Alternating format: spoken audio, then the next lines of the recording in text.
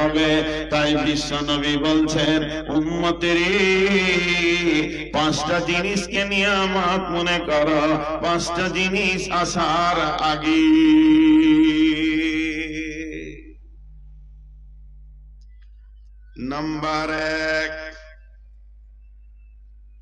Number এক,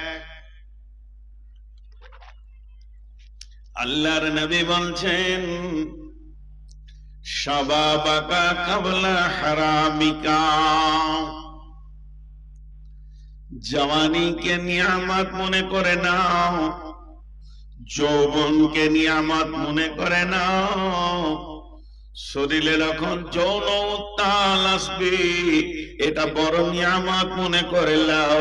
তুমি বুড়িয়ে যাওয়ার আগে, বার্ধক্যের আগে, যখন জন্ম নেবে পুরুষ এবং নারী, তার মানে সন্তান যখন জন্ম নেয়, তার ভিতরে কোনো যৌন উত্তেজনা থাকে না।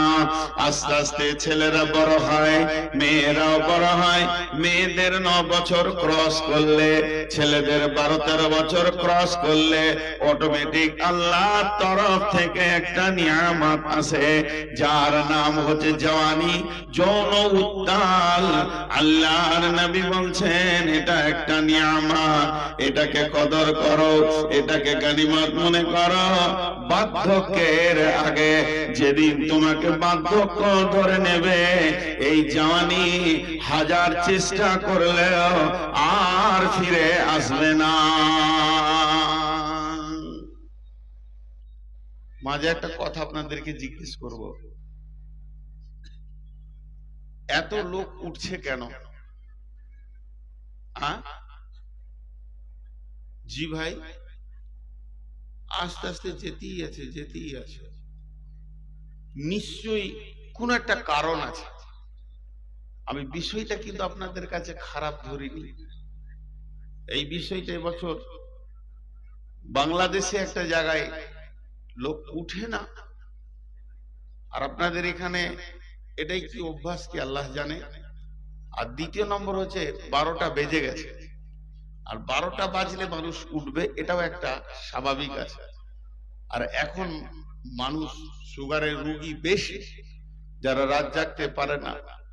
তো তারপরেও যত জলসা হয়, কমিটিদেরকে বলি, ভাই 11টা এবার শেষ করার চেষ্টা করেন।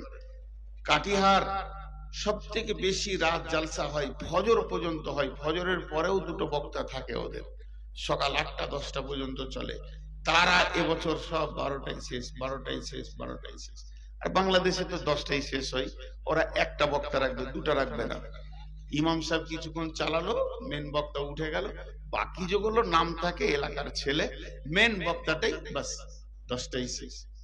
তা উঠিয়ে না, এই রসুলের 5টা ওসিয়ত অন্তত আপনারা শুনে যান, ধ্যানের সঙ্গে শুনেন। আমি খুব লম্বা চড়া সময় নিব না, ইনশাল্লাহ খুব শর্টে শেষ করব, এটাই আপনাদেরকে কথা দিলাম। তো আপনারা আর উঠিয়েন না। তাহলে প্রথম নম্বর হলো, জওয়ানি একটা নিয়ামত। বার্ধক্যের আগে জওয়ানি, যৌন উত্তাল একটা নিয়ামত। তাহলে কি কাজে লাগে ভাই? কি কাজে লাগে? মেয়েদের যৌবন চাপা, পুরুষের যৌবন উগ্র। মেয়েদেরকে চাপা দেওয়া হয়েছে, পুরুষদেরকে উগ্র দেওয়া হয়েছে। হে আমার মা, ওরে আমার বোন, দুটি কথা বলেনি।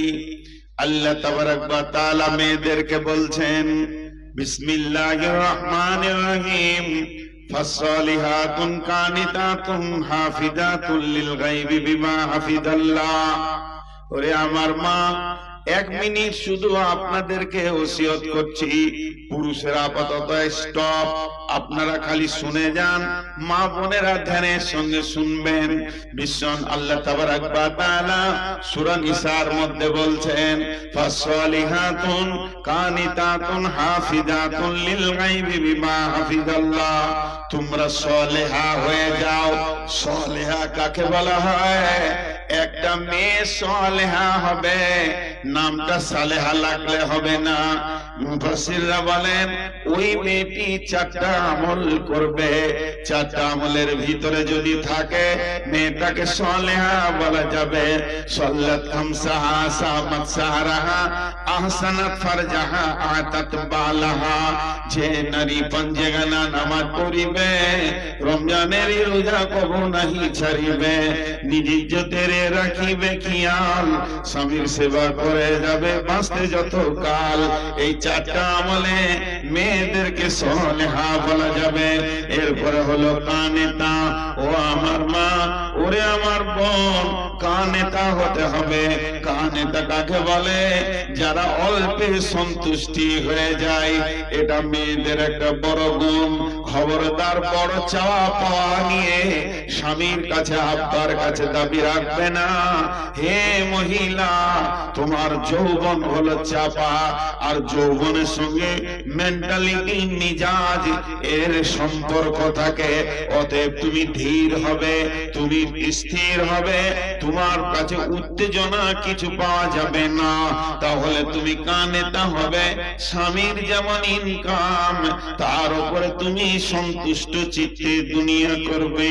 এরপরে আল্লাহ বলছেন, হে নারী, তোমাদের 3 নম্বর ডিউটি, ওয়াল হাফিজাতুল লিল গায়বি বিমা হাফিজাল্লাহ।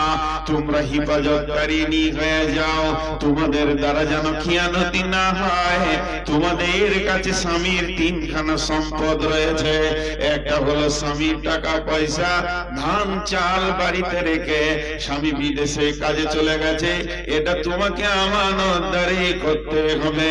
স্বামীর অনুপস্থিতিতে মা বাপকে স্বামীর মাল পৌঁছাতে পারবে না।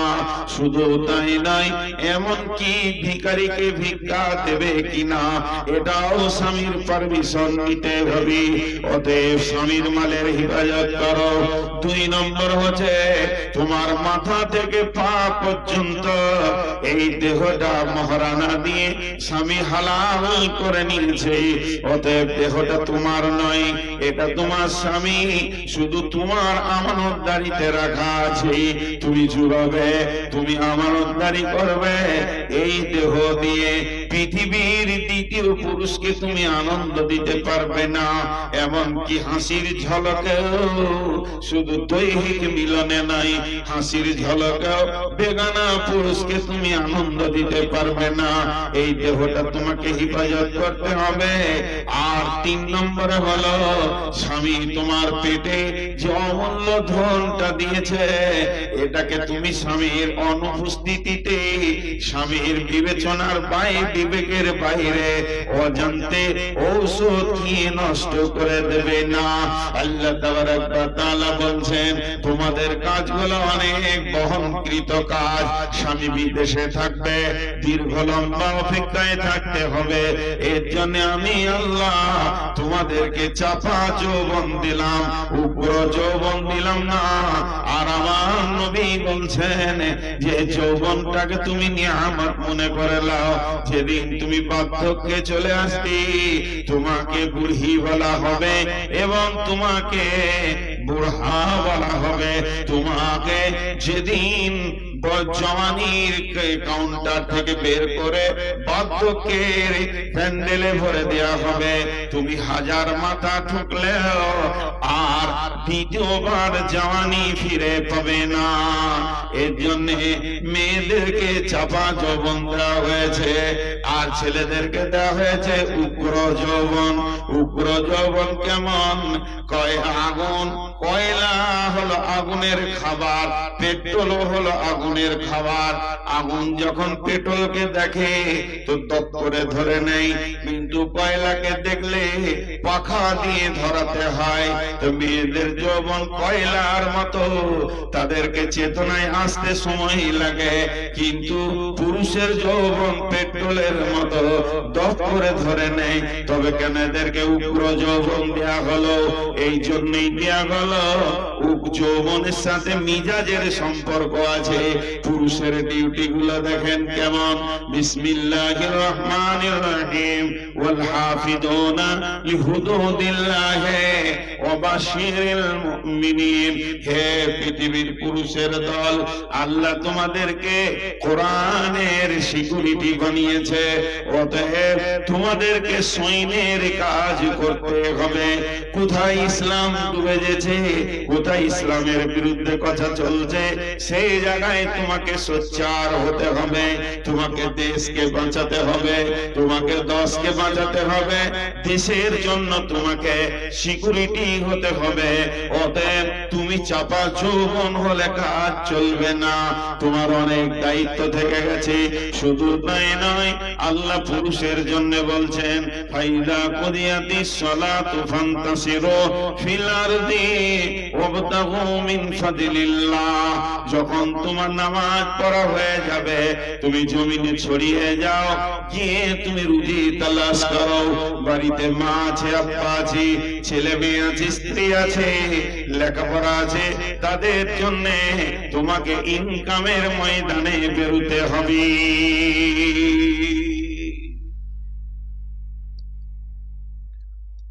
আয়াত একটা, হুকুম দুটা। আয়াত একটা, হুকুম দুটা। ফাইদা কুদিয়াতিস সালাতু ফান্তাসিরু ফিল আরদ। আয়াতটা একটা, সূরা জুমায়।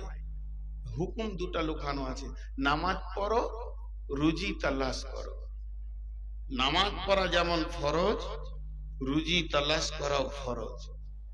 নামাজ ছেড়ে দিলে যেমন গুনাহ, হালাল উপার্জন ছেড়ে দিয়ে যুবক যদি চুপ করে বসে দিন কাটায় তো ওই রকম গুনাহ। একটা লোক নামাজে আলহামদু পড়ছে, কুলহ পড়ছে, যে নেকিটা পাবে, আর একটা লোক ডাক বাংলায় মোড়ে এমনি করে হাতে চানা নিয়ে আর ছিঁড়ে নিয়ে বাদাম নিয়ে বিক্রি করছে, বাদাম বাদাম বাদাম, একই নেকি। নামাজের ভিতরে তেলাওয়াতে দোয়াতে যেমন নেকি আছে, হালাল উপার্জন করতে গিয়ে খরিদ্দারের সঙ্গে কথা বলবে, মাঠে লিবারের সঙ্গে কথা বলবে, এক কথায় রুজি তালাশ করতে গিয়ে জবান দিয়ে যতগুলি কথা বের হবে, সেটাতেও নেকি আছে। হালাল উপার্জন করা ফরজ, আর নামাজ পড়া ফরজ। আর নামাজ ছেড়ে দিলে যেমন গুনাহ হবে, হালাল উপার্জন ছেড়ে দিয়ে কোন যুবক বাড়িতে চুপ করে বসে যৌবন অতিবাহিত করলে তার কবিরা গুনাহ হবে। অতএব যুবককে উত্তাল যৌবন কেন দেয়া হলো? এদেরকে যদি চাপা যৌবন দিত তাহলে কি ক্ষতি হতো? এরা মেয়েদের মতো চাপা যৌবন যদি পুরুষকে দিত, এই পুরুষেরা রাতে লেপে কম্বলে ঢুকে গেলে বেলা 10টা 12টা পর্যন্ত বিছানা ছাড়তো না, ওখানেই পড়ে থাকতো। তাহলে রেল চলবে কি করে, বাস চলবে কি করে, ডাম্পার চলবে কি করে, দোকান চলবে কি করে, ফ্যাক্টরি চলবে কি করে, কলেজ ভার্সিটি চলবে কি করে? এগুলো পুরুষের মাথায় দেশের ইনকামটা করছে। অতএব পুরুষের যৌবনের কাজটা টুক করে সেরে নেবে, আবার কাজের ময়দানে থাকবে। যৌবনকে সারতে গিয়ে 3 ঘন্টা 4 ঘন্টা যদি বিবির কাছেই থেকে যায়, তাহলে দোকান চলবে না, মার্কেট চলবে না, চলবে না বাস ট্রাক। এর জন্য আল্লাহ পুরুষের যৌবনটাকে ক্ষণেকে দিলেন, উপর দিলেন, আর মেয়েদেরকে যৌবনের হিফাজত করতে হবে। এই জন্য ওদেরকে ধীর করে দিলেন, উত্তাল দিলেন না। যদি কোনো পুরুষের যৌবন ট্রান্সফার করে একটা মেয়েকে দেওয়া যায়, আর মেয়ের যৌবনটা যদি পুরুষকে দেওয়া যায়, পুরুষ বিছানা থেকে বের হবে না, আর মেয়েটা পর্দায় থাকবে না, কাপড় খুলে মাঠে মাঠে মাঠে মাঠে পাগলির মতো দৌড়ে বেড়াবে। তো আমার নবী বলছেন, শাবাবাকা কাবলা হারামিকা। এই উত্তাল যৌবনটা আল্লাহর দেওয়া, এটা দরখাস্ত দিতে হয় না, ডেপুটেশন দিতে হয় না। ঠিক টাইমে আল্লাহ বডির ভিতরে যৌন উত্তালকে ভরে দেয়, আবার একটা টাইম আছে যৌবনকে কেড়ে নেয়। অতএব বিশ্বনবী বলছেন, জওয়ানিকে নিয়ামত মনে করো বার্ধক্যের আগে। কেন? আল্লাহর রাসূল বলছেন, সাওয়াতুনি দিল্লাহুমুল্লাহু ফি দিল্লিহি ইয়াউমুল লা দিল্লা ইল্লা দিল্লুহু ইমামুন আদিলুন শাবুন নাশা ফি ইবাদাতিল্লাহ। কঠিন কিয়ামতের দিনে আল্লাহর রহমতের ছায়া ছাড়া কোনো ছায়া থাকবে না, যেটাকে আমরা আরশের ছায়া বলি।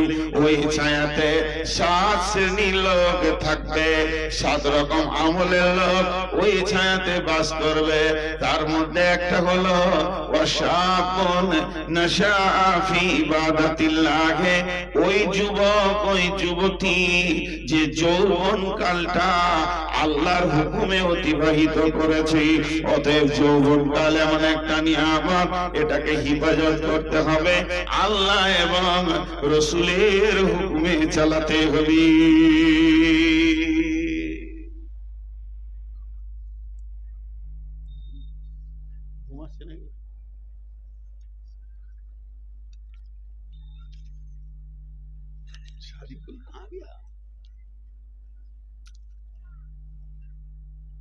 একটা বলা হলো 3, 3, 6, 3, 9, 12টা উঠলো। এরা বলছে একটাই হয়েছে, এই রিচার্জই চলবে এখন মোবাইল 10 দিন, চোখ যায়। এখানকার লোকের আদতও খারাপ আছে, কিছু খারাপ মনে করিয়েন না। একটা প্রসঙ্গ বিষয় নিয়ে কথা বলছি, তারপরেও উঠছে। নাম্বার 2, সিহহাতাকা ক্বাবলা সুকুমিকা।